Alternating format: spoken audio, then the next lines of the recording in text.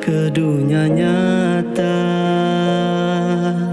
Ngelama tu aku semina berpanggai aja, cukup maya